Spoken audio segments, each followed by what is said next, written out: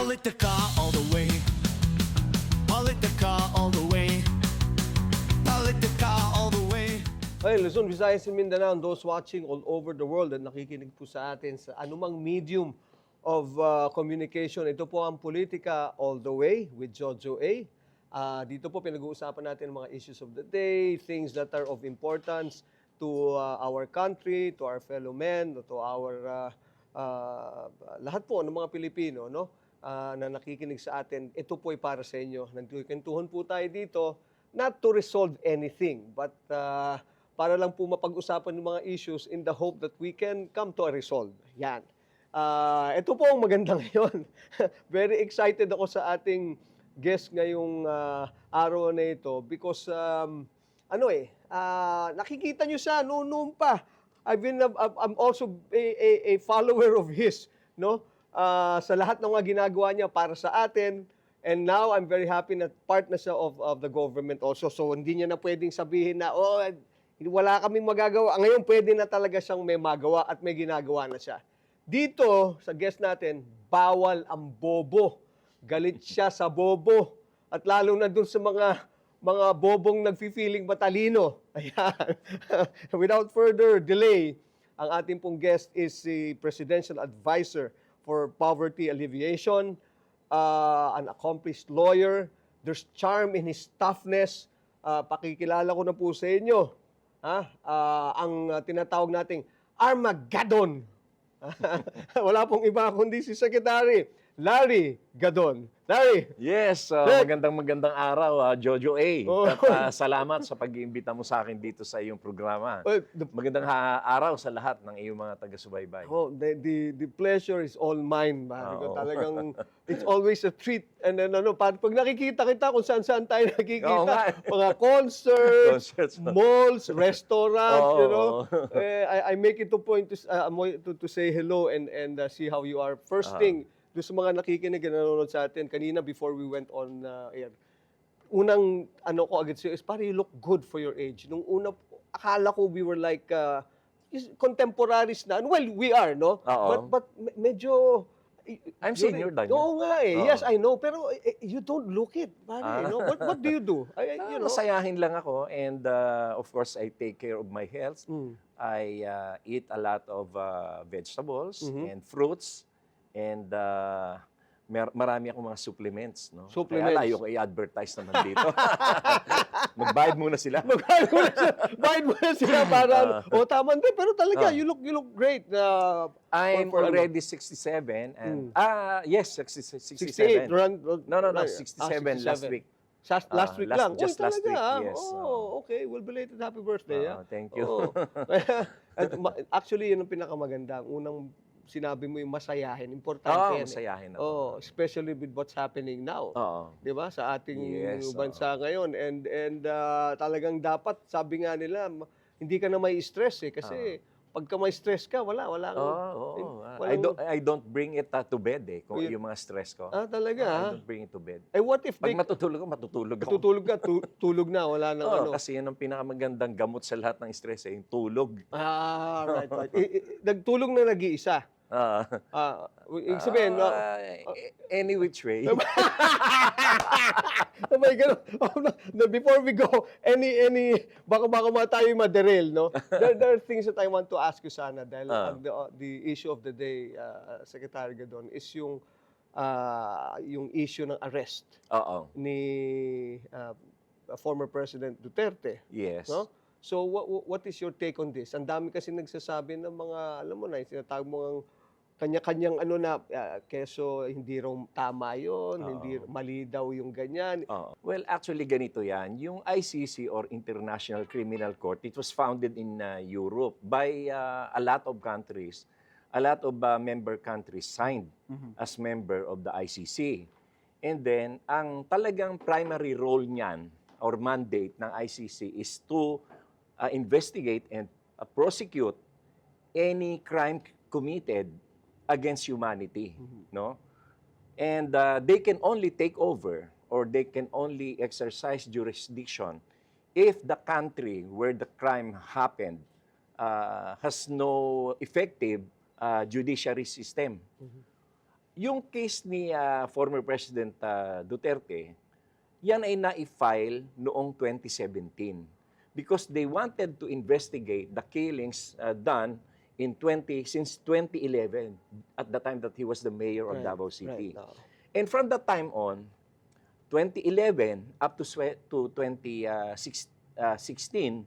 ay walang nangyari na investigation, laging nahaharang, walang nangyaring mga pagpa-file ng case. So therefore, nagkaroon ngayon ng naging totoo ngayon yung mandate ng ICC na hindi kayo nag-imbestiga, pinapabayaan nyo na magpatayan ng mga tao dyan. So therefore, we can take over according to the statutes of Statutes of Rome, yung ICC. So therefore, they established the jurisdiction.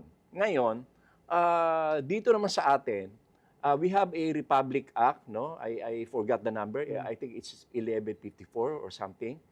Ang nangyari dyan, meron tayo ang provision in that Republic Act. A Republic Act is one which is passed by the Congress and signed by the President, approved as a law, no? Passed as a law. Doon sa batas na yan, sinasabi na the Philippines can waive any investigation or prosecution of a case which is already under or which is already recognized and being handled by the ICC or any international organization. So naunang nag-acquire ang ICC ng doon sa case, no? And ang nangyari, since naka-acquire na ng jurisdiction ang ICC doon sa case, hindi na tayo pwedeng gumalaw. Otherwise, we will be ostracized by the international community. That's right. So ngayon, while we withdrawn our membership in the ICC in 2019, take note, 2019. The Yung case has case been was filed filed already. there is a ruling of the Supreme Court, of the Duterte Supreme Court. I am saying this So is a this is Duterte, under the Duterte administration, itong and ruling na to. Not only that, the 15 justices, 13 of them were appointed by Duterte. Okay. So, they ruled against Duterte. Ang ruling ng Supreme Court dyan sa case ng Pangilinan versus, I forgot the title, pero you can search it.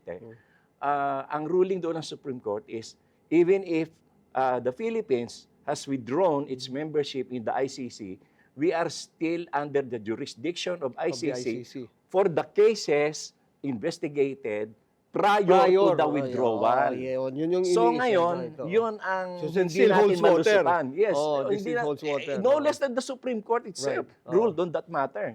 And then, ang nangyari, dahil itong ICC is a court of law, wala naman silang police agency, wala silang police implementors. They will all they rely on the Interpol to execute arrests if there are persons to be arrested, if there are subjects to be arrested. So ngayon, yung Interpol, yung ICC, nagpadala ng warrant of arrest sa Interpol for them to execute it. At yung Interpol naman, meron naman tayong local Interpol din na office, they were the ones who implemented in coordination with our Philippine National Police. Ngayon, ganito ang istorya. Dapat ba nating igalang yung warrant of arrest na pinadala ng Interpol? Okay. Yes, because we are a member of the international community. We are a member of the Interpol. Ang ibig ba sabihin, nung naaresto si Gary Tevez at si Alice Guo, inaresto sila ng Interpol. Sa ibang bansa Sa sila. ibang bansa, oo. Ngayon, kung yung Interpol naman magsasabi sa atin, pwede ba arestuhin nyo ito, ganyan. Sasabihin natin, hindi pwede. Hindi pwede yun. We have to be reciprocal to the mandate also of the Interpol. Dahil na pagka ganun, ay wala nang maniniwala sa atin in the international community. So it's all sinasabi mo, itong natin sa pagbigay natin is not it's not a surrender of our sovereignty. Because We're just we merely entered. following orders. Yes. And not only that, we entered into a treaty with a lot And of this treaty is countries. still very active. Yes, it's still pa rin to. active. Ang sabi nga ng Supreme Court, we are still under the jurisdiction of the ICC for cases which happened prior to the 2019 withdrawal. Eh, ang iniimbestigahan dyan, yung records ng investigation is from killings from 2011 up to 2016. O hindi So, pa hindi yun, prior pa yan to the ano? Prior pa. So ano pa, mayor pa lang si Oo, Duterte mayor noon. pa lang si Duterte. Oh, So, okay. talagang wala siyang lusot. Oh, okay. Wala siyang lusot. Meron man nagsasabi, ito man daw na ano, minus the legalities of it all. Mm. Eh bakit may mga nababasa ako na bakit mo nga naman daw tutulungan ng somebody na araw-araw tinitira ka. Oo, yun pa. Araw-araw ano, no? Well, I mean, actually, di ba? Oo, what can you say to that? Well, actually, Rodrigo Duterte could have been saved from being arrested by the ICC kung naging mabuti lang siya kay BBM.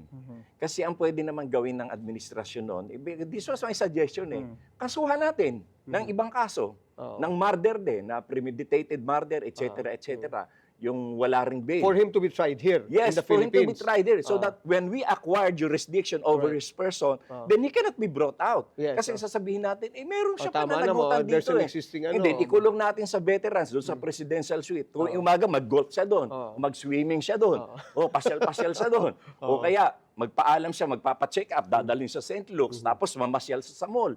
Or kaya, pwede naman na ma-house arrest siya sa Davao, doon sa kanyang farm. Or pwede niyang hiramin yung farm ni Erap. No, napakaganda doon sa Or Tanay. yung wheelchair daw. Kasi mayroong presidential wheelchair na Oo, pare. yun. Sa'yo I din mean, yata galing yung joke na yan. pare. This actually, Oh. these things could have been avoided had he been good to BBM. To BBM. Eh, araw-araw ba naman yung tawaging bangag, adik? Ang nakakainis nga to, pati mga supporters niya, patawag sa akin bangag. Kahit ang pogi-pogi ko, bangag ako. Tapos, sila mga pangit. Diba? Totoo naman. Kanina Pangit na sabihin nila bangag ako. o pag nakita nyo si Secretary Gaton, mas gwapo siya in person. Ha? Ito, sabihin ko lang sa inyo. Pero yun nga naman talaga. Actually, you think about it on the surface point of view. Meron pa on the isa. level. Oh.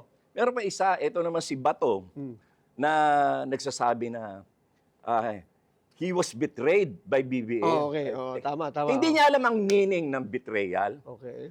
You can only be betrayed by your friend or your ally. Eh, hindi naman sila magkaibigan eh. Hindi rin sila mag-ally. In fact, binababoy pa nga niya si BBM. You remember that he fabricated a document purportedly coming from PIDEA na yes, user daw si BBM, ganyan. Pinaparatangan mo ng addict yung tao na drug user. And then gusto mo, kaibigan, hindi, paprotektahan kita. that's Ay, right. talagang napakalaking ito si Bat. Saksakan ng bobo yan. Well, right now, hindi natin siya makausap kasi apparently yung kanyang telepono laging nakasarado. Laging kasi he's the next to be arrested. Oo nga daw. In just a few months, he will be arrested. He will be arrested. You know why? Because it was Duterte himself who implicated din. Oo nga eh. Oo nga eh. During the hearing in the Senate. Actually, ang dami sinabi. And not only that, Oh. he was also implicated by the major witnesses in the ICC case. Pati si Sara. Kaya ito si Sara, delikado rin yan. Maaaresto din yan. Oo, kasi yung the main witness in the case has testified that even during the time of Sara Duterte as mayor of Davao City, she tolerated and she allowed the AG case. Oh, okay. So, pagka nagkaroon na ng formal hearing yan sa ICC at nabanggit yan doon ng Lalabas witness, din yung ano niya. lalabas. Magwa-quarantine sila dyan kay Sara. They are just as guilty as the father. Just as ganun ba? guilty. Oo. And then, di mag-trickle down effect yan hanggang doon sa Yang, mga alam ibang mo, mga kapatid. ang crime kasi of humanity na yan, against humanity, it does not fall only on the person who pulled the gun or pulled the trigger or shoot the gun. It's also all the persons behind the crime gagawin yun. Kaya nga, hindi, sabi nga nila, be careful with what you wish for. Oo. Kasi, kasi ang daming, on the other side, ito naman yung sabi niya, ang tagal-tagal nyo, hulihin nyo na ako. Diba? He invited trouble to himself.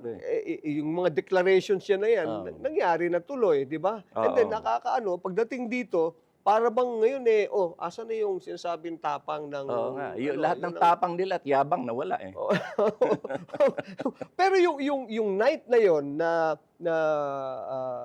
was it it's all constitutional. It's all Yes, it's legal, within legal bounds yun. Yes. Walang sumobra na dapat, kasi they're all talking about due process. There has to Hindi, be a wala. certain process that you have to follow. Ganyan. Wala na. Was it I-file na yung followed case, talaga eh. lahat? Yeah, Ano, ha? everything about due process was followed.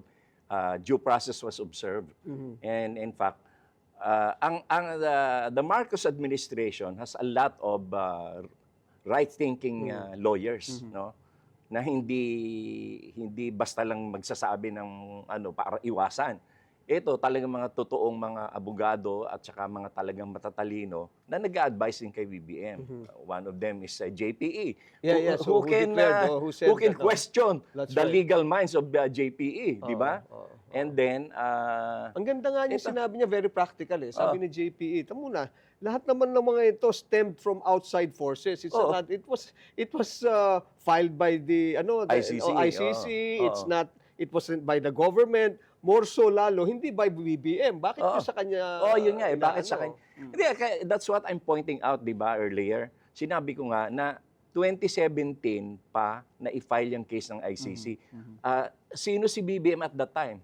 He was not in power. yes, In fact, he lost in the 2016 VP race, elections, di ba? oo. So, he was jobless at the time insofar as the Jabol government is siya, jabol, concerned. so. Pagkatapos siya, ang bibintangan mo. Oh, that's right. At saka, isa pa, yung case na yan, yung na-decide yung ng Supreme Court na we are still under the jurisdiction of the Supreme Court, si BBM at that time was not even a president. Or, he was not even thinking of becoming a candidate. Oo nga eh. At Kasi, that time, it was...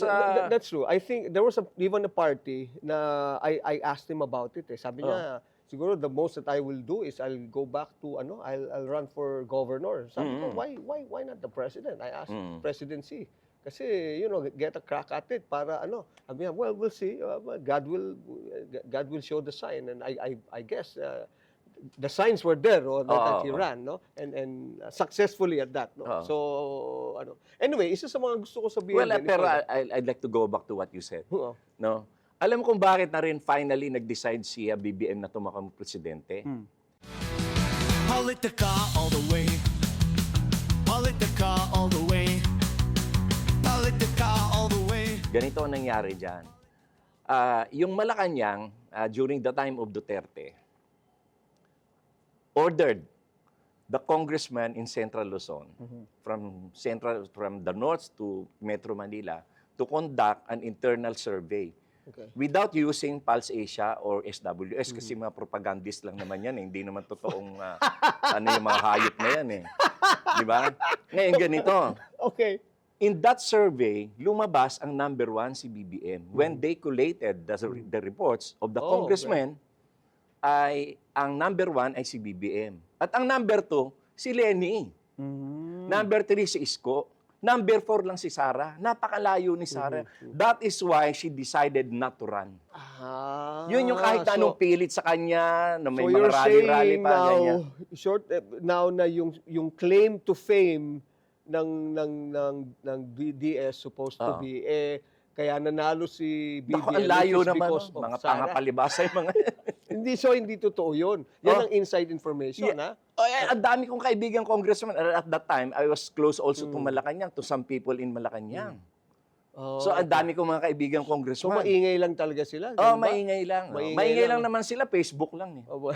Pero sa totoo, yung totoong mga tao, wala. Tingnan mo yung mga maisog rally nila. 100 lang yung umaattend. Kung minsan wala pa. Mas marami pa ang nanunood sa gay beauty contest kaysa sa mga maisog rallies. Isipin mo yun, kung gaano sila kawawa, yung proclamation lang ng senatorial candidates, saan ka man nakakita sa Club Pilipino ginawa? Ano yan, PTA? Rotary Club meeting? Lions Club meeting? It's a national election. Right. Senatorial candidates, ang proclamation mo ng kandidato mo, sa isang kwarto lang, kung talagang marami silang tao, di sa Luneta, o kaya sa Cuneta Astrodome. Which brings me now to another Walang tao question. yung mga yan. Yung sabi nila, according to survey, because of this incident, tumataas daw ang survey ng mga yung PDP Nako, senatorial malabo, candidates. malabo. In fact, alam mo, Do you agree? Ano ba no, yan? no, Oh. no. Walang mananalo sa mga yan. Ba't hindi kayo makakumpleto ng 12 na lineup? Oh, di ba? Eh kung halimbawa ako tanungin nila, kandidato ko sa... Ayoko nga! Bakit? Di ba? Ganon din yung reaction ng iba na kinukuha nila. Ayoko nga! Ba't naman ako makikigrupo sa inyo? Eh mga laos na kayo, mga talunan kayo. Oh, di ba? So, delikado rin pala si VP si Sara pagka ganyan. Hindi siya mananalo. Nako, totally, hindi siya mananalo. Huwag na talaga. siyang magpakunwari, palabas ng mga ingay na ratakbo siyang presidente. Hindi siya mananalo. At the most that she can get, 3 to 4 million. 3 to At 4 the million most, votes. yes. The most na yan. Oo. Oh. They were Isang talking about the presidency. Yeah. Oh. We have to be practical. Oh. Philippine politics is mainly divided between two forces, Marcos and Aquino. Marcos and itong mga dilawan, di ba? Ngayon, iboboto ba siya ng Marcos loyalist? Natural, hindi. Iboboto ba siya ng mga pinklawan, dilawan? Hindi, kasi may sarili silang kandidato eh. Right. Andyan si Bam Aquino, andyan si Kiko Pangilinan, andyan si Risa Hontiveros. Ba't naman namin iboboto isang Sara na kaaway din namin? Oh. Pagdating dun sa pangatlong forces, yung mga kaliwa, eh bakit namin siya iboboto? Eh inaaway nga kami yan, dinidikdik nga kami yan. Eh ba't naman namin siya iboboto? O ano ang ibang natitira mga parties? Nationalista Party, mga ganyan, ganyan. Eh ba't naman sila sasanib? Usually, the other parties will always coalesce with the administration. Correct. Kasi ang habol nila, at least malay isa o dalawang senador meron kami. Why would we ally ourselves with Sara? Anong boto makukuha namin dyan? Davao? Eh ngayon nga, matatalo sila sa Davao eh. Okay, That's for sure. That's for sure. siguro. Matatalo sila sa mayoralty sa Davao. Ano yun? Pero ang dami nga nagsasabing ganun nga daw. Bakit daw? Miski daw yung kalaban na parang mas mataas pa daw sa survey. Oo. Especially now. No? Oo. I mean, I read, no? But of course, there are several surveys. No? But for you to have... And you have to remember that the Nograleses are not new in politics. Yes. Mga dating congressman yan, governor. No? Sabay-sabay nga mag-congressman yung magkakapatid. And they are political kingpins also in Davao. Right. So you cannot discount the fact that they also have a network. Yes. Apart from the things that they have proven prior Yes, pa. No? Maano rin prior naman pa yan. to this election. Yes, so ang ito, gagaling ng mga yan, yung magkakapatid na yan. Oo, yung babae, si Migs, at saka itong si Carlo, at saka si Coco. Ay, ang gagaling ng mga Magaling, yan. Ang magaling. tatalino niya mga yan. Ang gagaling. At mababait. talagang yung may hugot ka talaga. Kilala mo yan. Ay, I met ko yan eh. Carlo and the old fellow when I was in Congress. But matagal na yun. Para okay, there's an impeachment ongoing. Yes. And then there is for her to resign. Ang gusto mo resignation. Mag-resign siya. Okay. You know why? I want her to run in 2028 for president. Kasi gusto ko siya mapahiya eh. Gusto ko ma-prove na wala siyang boto. Eh pagka kasi na-impeach siya, hindi na siya makakatakbo. Correct. So I cannot prove that wala kang boto. Na-impeach ka lang kasi. Pero I want her to run. Kasi gusto ko talaga siya ipahiya. Gusto ko ipahiya ang mga Duterte. Na wala talaga silang boto. Kasi masabi yung iba, pagka daw impeachment, of course, she will be disallowed from running. Hindi na siya pwede. So mas safe yun sa kalaban kung sino man ilalaban ng administration against her. So ikaw, gusto mo, mag-resign siya. Mag-resign na lang. Yung talagang just to totally deface her na, hindi, wala kang boto. Anyway naman, talaga naman matatanggal siya sa impeachment. That's for sure. That's for sure. Okay. I am an insider. I know how things are. What's happening inside. Yes. So they're just actually waiting till after the elections, di ba? Tsaka siya Yes, so it could be after the elections or baka magbago ang ihip ng hangin, baka umpisahan na rin yung impeachment. May nakita kasi ako, I don't know kung kasi minsan di mo na alam kung anong fake news, pero I saw her, she's actually thinking of resigning eh. Parang nag-declare yata siya ng ganun eh. Tama ba? Wala pa. Wala pa ba? Probably what you read are my statements kasi I came out with statements in the media that she should resign. She should resign. And the reason for it is with what's happening now, dapat talaga mag-resign siya kasi ando na siya sa Hague. How about her duties here as a vice president? Napapabayaan na niya. So, she better resign. Kung ako naman sa kanya, ipakita niya ngayon yung pagiging tunay niyang anak ngayon. Samahan na lang niya yung tatay niya ron. Oo. Actually, on a personal note, ito naman Oo. wala, I don't have anything against her, no? Na ako lagi naman akong, Well, actually, para din ako lagi Jojo, doon, happy lang ako lagi. Jojo, pare. magkakaibigan kami niyan dati. Magkakasama kami niyan for so many months eh. Breakfast, dinner, and lunch, campaigning on the road kung saan-saan parte ng Pilipinas. Kaya lang kasi, masyado silang naging bastos eh. Dahil lang na tinanggal yung 400 million na confidential funds yan, si BBM na yung sinisi nila. Oo. Eh, ang nagtanggal nun, Congress, pati yung Senate. Eh, bakit si BBM yung mumurahin nila? Oo. Eh, kasi, In fact, even yung department ni BBM noon, tinanggalan din ng confidential funds. Kasi ang so lahat katwiran ng tinanggalan. Congress, No? 8 agencies tinanggal.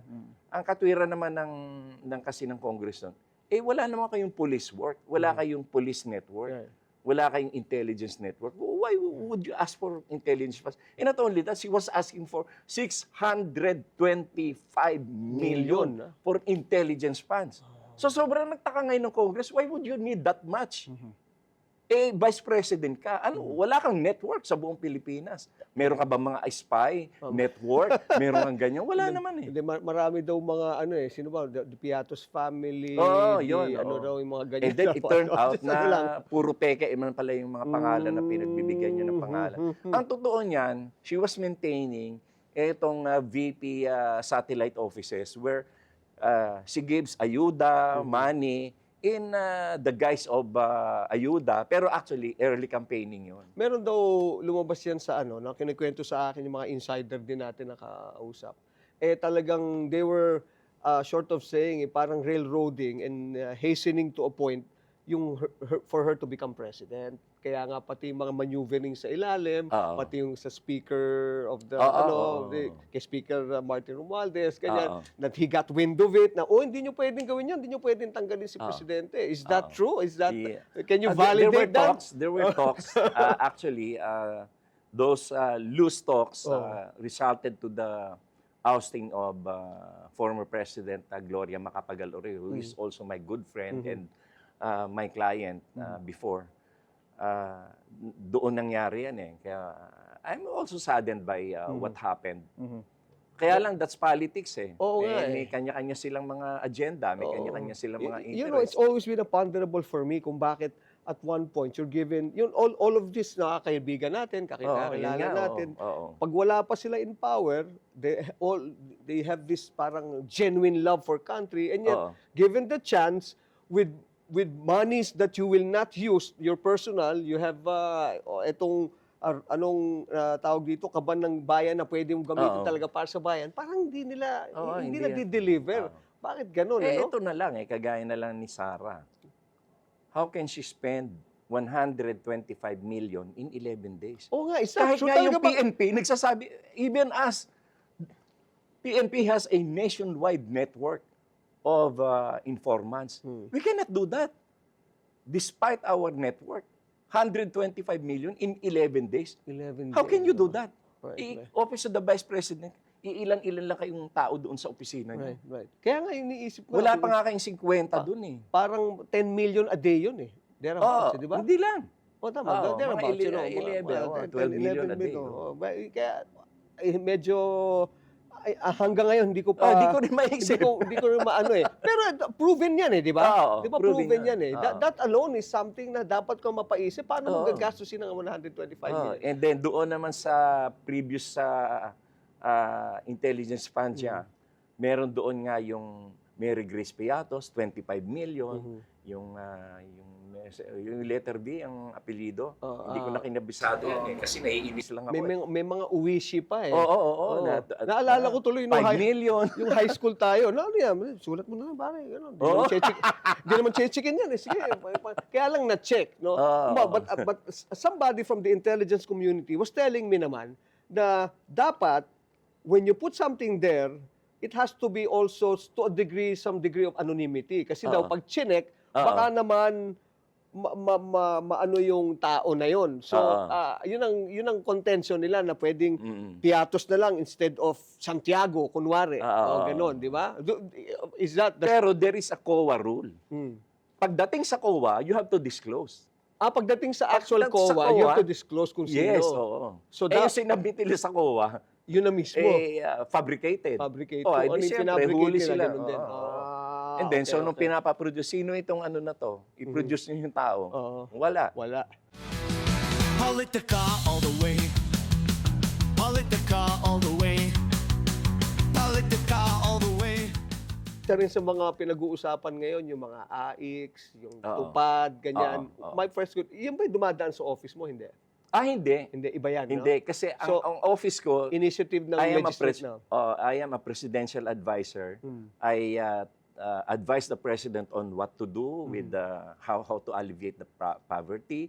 So I submit reports to him, suggestions, studies, alternative actions.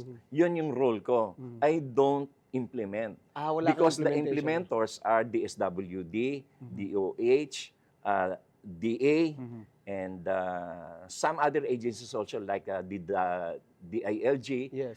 A lot of agencies are implementing also a portion of poverty alleviation programs. Yung mga ganyan under like, pinag-usapan nga natin, AIX and tupad, are you okay with that? You're good? Yes, with, because with our legislators Oo. implementing this or at least giving this out from their budget, kanyan? yes, okay yan kasi kagaya na lamang ng ano eh. Tingnan mo itong yung programa natin na itong ayuda, yung 4Ps. Yan, 4Ps. Binibigay natin yan doon sa mga walang trabaho, hindi nagtatrabaho, walang pambili ng kanilang basic needs, di ba? Yan yon. And then lahat ng assistance binibigay sa kanila. Pagka nagkakasakit, andyan yung DSWD, andyan yung PhilHealth, andyan yung DOH, di ba? Pero how about those people who are working, who are trying to become useful members of the society? Nagtatrabaho sila like tricycle driver, taxi driver. Pero there are times na hindi sapat yung kinikita nila. Namatayan sila, nagkasakit, kinulang ng pantuition, ganyan. Hindi mo sila tutulungan. Right. They are trying hard to do their share of nation building by working. Right. Here comes yung hindi nagtatrabaho, binibigyan mo, lahat ng tulong binibigay mo. Itong nagpapakahirap, di mo bibigyan. Yun yung purpose ng AKAP tsaka yung AIX. I see. Oo. It is to augment kung ano man Yes, yung meron oo, sila oo. na kulang pa, pangkulang, Oo, pandagdag. In Okay. situations wherein they really need it. Oo. No, halimbawa, nagkasakit yung ano nila, pamilya, yung bill nila sa Kasi hospital, ang despite PhilHealth, kulang pa rin, despite the Yes, help of the congressman or the SWD. There are times talaga na merong extraordinary situations na kailangan nila ng tulong pa. Yun yung purpose noon. There are calls kasi for... Hindi naman yun binibigay randomly lang na kagaya nung... Nagiging ano daw kasi for patronage politics. Yun lang parang pinaka... Well, it looks that way, but the intent and the purpose is not that way. Oo. Basta for as long as it delivers the goods. Oo, di ba? yun, oo. Tsaka, Ay, we cannot avoid it din naman eh. Lalo na sa una-una. utang na... Sino ba ang nakakaalam, sino ang nilalapitan ng mga tao doon sa kanilang localities? Di ba yung mayor or yung congressman? That's right. oo. Ikaw, meron ba naman dyan sa taga Isabela, no? Nangailangan ng tulong na gano'n, like what I have described. Pupunta ka ba sa congressman ng Mindanao? Hindi. Natural hindi. Tama, Di doon ka sa congressman mo. Correct, So correct, that is why they are given the role to give out this yung mga tulong na yan. Tulong na yan. Hindi naman nila hawak yung pera eh. Oo, They don't hold money. Ang ginagawa lang nila, gagawa lang sila ng endorsement to DOLE or to the SW. To please to accommodate Oo, them, yun. help them, Oo, ganyan-ganyan. Gagawa lang sila ng sulat sa DOH na itong taong to, meron pang bill sa hospital na ganyan. So, itong DOH naman, dahil may budget sila sa ganyan, magre-release naman sila. It's the implementing agencies that are in charge of holding the money. It's not the congressman. Actually, ano yan eh. Yung mga nagsasabi siguro ng mga ganyan, yun yung mga tipo bang may masabi lang eh, no? Yung may masabi May lang. yung mga sinasabi mong bobo na ayaw mo kausap. Sabi ko. Ang daming ganyan ngayon ang lately, daming no? ganyan. Especially, how do you handle yung mga How do you handle yung mga internet bashers, pare ko? Wala, Kasi hindi ko na nung naiintindi. araw, wala kasi niya nung time Oo. natin eh. Pero yung kasi yung mga yan, Oh. talagang mga bayad yan. Oh. Kasi kung napupuna namin, basta meron kaming pinost, meron agad magko-comment na ano. So talagang inaabangan nila yung aking page. Kung ano ipopost, magko-comment agad sila ng negative or bashing ang gagawin nila. So talagang mga bayad. So sa'yo, baliwala na. Baliwala yan. Oh, Kasi in this Facebook ear, lang out naman the yan. other, ha? Oo. Wala nang ano. Pag hindi Eh, ka na ang nagbabasa. kagandahan yan, Jojo, kasi kahit saan ako magpunta, pinagkakagulo ako. Pogi eh! Dami-dami nagpapapicture sa akin kahit saan ako pumunta. Mall, simbahan, o ganyan, kahit That's true. saan. I'm a witness to that kay Secretary Larry Gadon. Kaya miski naman, pag nagkikita tayo, malayo pa lang. Pumipila pa ako. Larry, sec. Oh, pare! Huli ka. Di ba? There was a time nga sa airport, galing kami ng Davao, nakasabay din namin si Sal Panelo. Di pagdating natin sa carousel, na kinukuha ko yung mga luggages namin. Ang daming lumapit sa akin, mga nagpapapicture, may mga pasyahero, may mga customs, may mga airport police, mga empleyado, papapicture sa akin. Si Sal Panelo nakatayo sa harapan ko, walang pumapansin. Ganun ba? Samantalang pogi din naman siya. Pogi din naman. Oo. At saka nakapustura rin. Nakapustura. Ako nga naka-t-shirt lang ako. T-shirt ka lang. Naka-jogging pants eh. Hindi, kasi Biyahe ka naman eh. Iba ang charm mo yata. Pare, ang charm mo yata bagets charm eh. Meron daw how's the unemployment now in the country? Well, napakaganda ngayon ng employment rate natin. We have an employment rate of 96.1%. 96.1%. Yes, this is the highest in 2 decades. In 20 years, this is the highest. Kaya nga, ang taas-taas ngayon ng ating economy, we have a GDP growth of 5.8%. Although the target is 6.1%, because of the 2 typhoons and the floodings that we have experienced in 2024, Right. they're disastrous talaga, bumaba ng 5.8. But still, that is a positive sign. In fact, no less than the World Bank said or declared that the Philippines is the second fastest growing economy in Southeast Asia and one really? of the highest in Asia. And this is just recently, ha? Yes, recently lang. Recently lang yung yan, 2024 na findings nila. Okay. And consistently in the whole year of 2024, paganda ng paganda yung ating GDP. And kung mapupuna, malaking bagay dyan yung ginawa ni Presidente Bongbong Marcos, yung mga biyahe niya. You remember yung RCEP, yung Regional Cooperation, Regional Comprehensive Economic Program. No? Inuna niyang puntahan yung Malaysia, Vietnam, Thailand, yung mga Southeast Asian countries. Do you know that our exports to these countries grew by as much as 37% in the second quarter of 2024? So yung end of 2024, hinahantay pa namin yung data, mas malaki pa.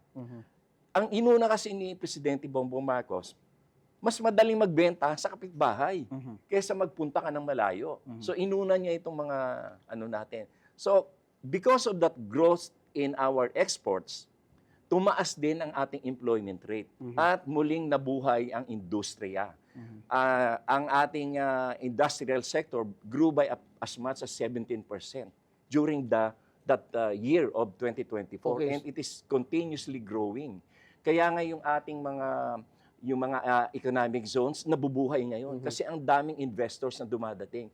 And not only that, ang total foreign direct investments natin last year, yung 2024, is 1.9 trillion pesos.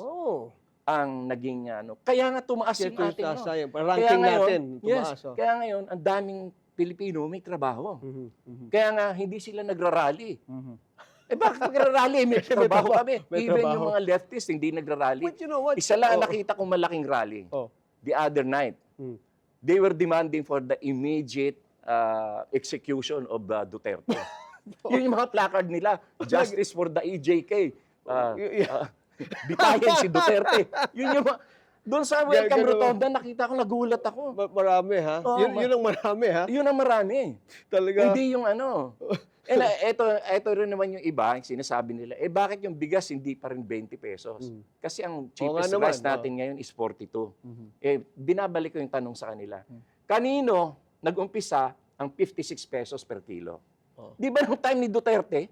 And we're trying to bring it down. Now, we have brought it down to 42, 43 pesos. Well-milled na yun, ha? Ano pa reklamo nyo? Ano sa tingin mo ang mangyayari itong 2025 elections for the senatorial slate of the president? Malaki ang... I'm sure na mga 10 ang makukuha niya. No? Kung meron man 2 dyan, baka malumusot.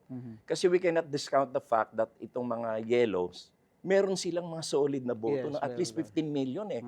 Consistent yan eh. Even during the time of vice presidential contest between Leni and BBM, kahit noong sumunod na election kay Leni, Yes. itong nakaraan, Yeah. palaging merong 15 million sila na boto. So, ano yun, give it, shoe in na yung 15 Shoe million in sa yun. kanila. So, hindi ako magtataka kung lumusot si Kiko Pangilinan at Kiko saka and- si and Bam Bam Aquino. and Bam Aquino. Oo.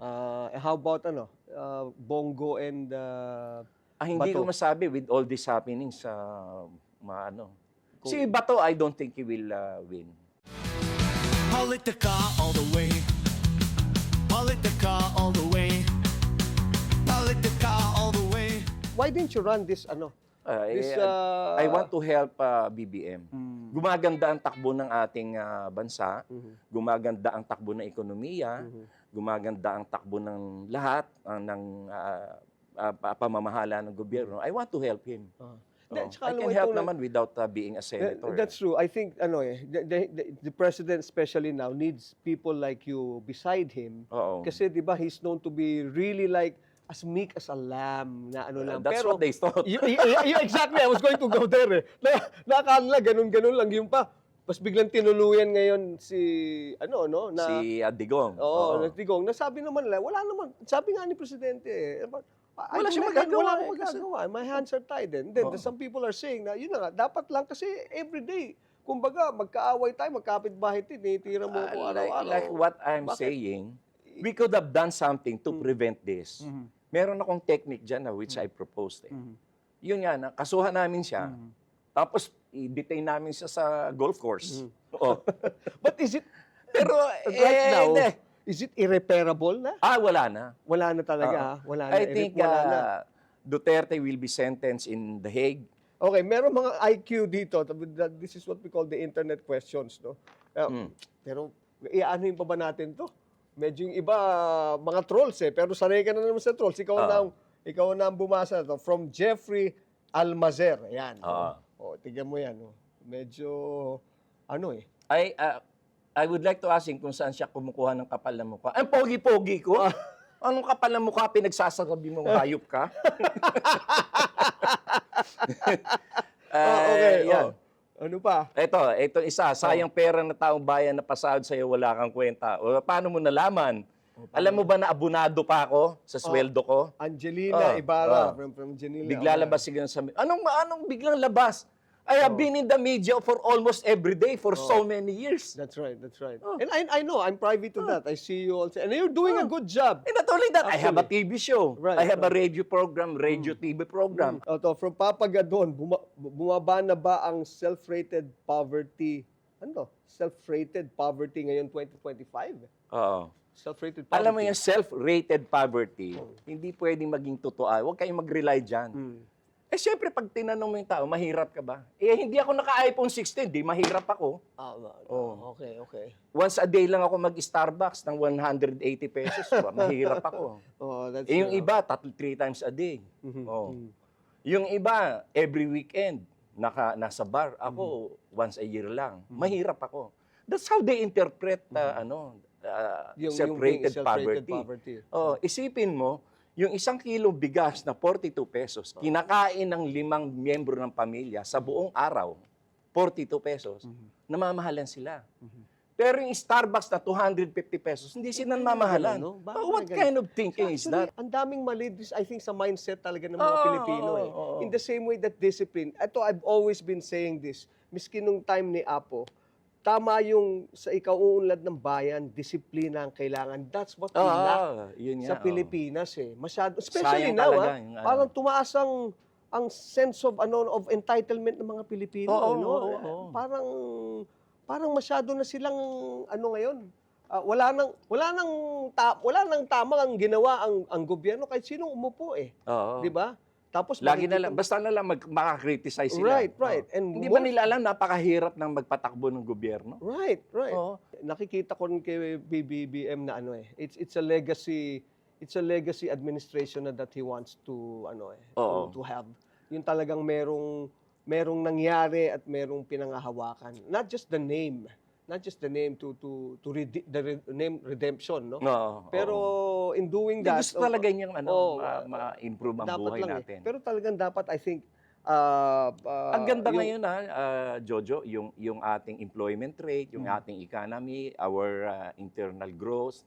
And do you know that according to the banks, tumaas ang savings ng mga tao by as much as 40%. Ibig sabihin, may pera talaga ngayon ng mga tao. Right. At bumaba din yung underemployment. Yung underemployment ay yung mga sektor na employed sila, kaya lang kulang ang kinikita. Pero ngayon, nabawasan yan. Kasi aside from their works, yung mga asawa nila nasa bahay, nag-online. That's Di ba? That's true. Kasi binasag ni BBM yung mga monopolist ng mga Right. delivery companies, yung mga basta merong nag-apply dyan, sige, i-open nyo kasi it will add more jobs and it will help the economy. Right. Ang daming kumikita ngayon, nasa bahay lang. May chismis, Larry, Sec, na kaya daw nagpunta si Digong, si Presidente, si FPRR, the former President, sa Hong Kong, it was a gateway to China. Yes. And then China daw ay hindi siya tinanggap. Oo. Ano ba yan? Chismis ba yan? Ano? Meron kaming mga intel reports. And although we cannot say not verified and this is true, but from the time that Duterte left Davao on Friday evening, kasi minute by minute naka-report yan sa amin. Kung saan siya nagpunta, kung ganyan. Alam na namin na may possibility na magtagusa sa China. Kasi meron kaming na-receive din na report na merong 10 bedroom mansion na naghihintay sa kanya sa China. Na ang report din sa amin is it could have been bought by yung mga Chinese friends niya na nagnegosyo dito. No? Na yung mga nakinabang dun sa COVID, yung nakinabang sa mga Parmali, COVID, mga ganyan. Parmali. Billion-billion kasi ang napunta sa kanila eh. So, at the time, hindi pa na-issue yung warrant. But on Friday evening, na lumabas yung warrant, nalaman na rin ni Jinping. Okay. And Sa kabila, through the Interpol. No, okay. So, Parang, shoo! hindi na. Hindi pwede. Parang, You know why? Oh. Because China cannot also afford to displease Europe, the European Union. Because the biggest trading partner of China is Europe. That's true. And the biggest investors in China are European companies. In the If you same will way, go, yeah. if you will go to China, you will see that in all the cities of China, ang mga tumatakbong kotse doon, Volkswagen, Mercedes-Benz, yung Opel. Okay. Puro European. Puro cars, European. So, So when I was there, when I was touring several cities in China, I asked one of my hosts, why are you buying European cars? Alam mo, sagot nila sa akin? Ang sagot nila, we are loyal to European companies because they were the first companies who invested in China. They gave us they jobs. gave us jobs, They uplifted our economy. They uplifted our standard of living. nag-import So, ng- naging loyal sila doon. Oo. So, they cannot displease the European countries. Halimbawa, hindi nila susundin yung ICC at saka So Interpol. malalim talaga. Malalim yan. na hindi. Oo. So again, kaya sinasabi mo bobo sila. Ah, hindi nila hindi nila nakikita. alam yan eh. Hindi nila nakikita. Oo. Okay, let's talk about something DNA. Meron kami ditong di nyo alam. Ah. Okay? If there are 3 things, pare ko, na you want our viewers to know about you, what are the 3 things na hindi nila alam kay Larry Gadon? Ah, 1. I sing professionally, just like you. Oh, yeah. Ako In alam fact- ko yun. I wanted it to come from you, pare ko. Oo. Are you a swinger, a jazz singer, o paano ba yan? More of a pop and balladeer. Pop and ballad. If you were to sing now, what will you sing? Anong warm-up song mo, pare? Kung Tagalog, ikaw. Ikaw, And paano yes, nga yan? Yung ikaw ang bigay ng may kapal. Ayun. Sige nga, Oo, tuloy. pagka Oo. tugon sa aking dasal upang sa lahat ng panahon, bawat pagkakataon, ang ibigin ay ikaw. Ayan. Sarap ah! Professional singer, what else? As a family guy, as a family man, what are you? Sa Are you a family business- man, siyempre, mahal na mahal ko yung pamilya ko. Yan. First, sila sa lahat. Oh, good, Ayan, good. Yan. Hindi yung iba kasi, iba, pamilya rito, pamilya ron. Kung sino-sino pinamimili. Ibang family man yun, no? Hindi ako yung nagsasabi na maglilingkod ako sa bayan. Pero yung mga anak ko, pinapabayaan ko. Oh, that's true. That's true. That's true. hypocrisy. Oh, that's true. Hindi mo nga maalagaan yung anak mo, gusto mo pang alagaan yung bayan. Ano ka, si Raulo ka. Yun ang maganda, pare. You have this certain sweetness to your toughness. Pare, makakatuwa. Okay, wow, ang sarap ng kwentuhan natin. Kaya lang, ginagano na naman ako ng aking baby na, sir. Anyway, pare, we have this thing at the end of our program, the prayer that we call, no? Yeah, okay. We'll give you this, how many minutes of, for you, yung prayer para sa ating bansa. Oo. Now's the time, pare. Yeah, mahal naming Panginoon, tulungan mo po si Presidente Bongbong Marcos sapagkat napakaganda ng kanyang adhikain at intensyon para sa bayan at gusto niya talagang maging maayos at na matiwasay at maging maunlad ang buhay ng bawat Pilipino. Kaya samahan niyo po kami at basbasan niyo ang aming ginagawa sa gobyerno. Maraming salamat po. All right. There you go. Secretary Larry Armageddon of goodness and honesty and integrity in public service. Very good. Thank you very much. Thank you, Let's do Jola. the pare. Gawin natin yung concert. Yung concert? Oo. Politica all the way. Okay, again, maraming salamat to Secretary Larry Gadon. Okay, just a few things po, no? In recap, sabi niya, kung okay na lang daw, naging okay lang daw si Duterte, at friends daw sila ni BBM, sana naprotektahan siya at hindi ito nangyari sa kanya, no? Number 2, about yung self-rated poverty, this is utterly personal, no? In reality, everything now and everyone is doing better than they did before, no? So okay lang daw 'yon. Wala naman daw problema at tataas pa raw ang antas ng ating buhay, no? And then pagdating sa bashers niya, deadma lang siya, in this ear out the other. Ayos na ayos, wag na hindi niya na pinapansin. Sabi nga ng tatay ko rin sabi niya kung hindi raw nakakagandang lalaki, wag niyo nang bigyan ng oras, okay lang 'yun. Di ba? And last but not the least, ang prayer niya is for us to help the President, BBM, and in doing so, if you help the President, you will also help the country, no? To move forward. So, that being said, maraming salamat po. Diyan po nagtatapos ang Politika All the Way. Lagi nating tatandaan, diskusyon lang po tayo rito, hindi away. Opinion, hindi personalan. This is Jojo A. All the Way. Peace and love. Politica all the way. Politica all the way.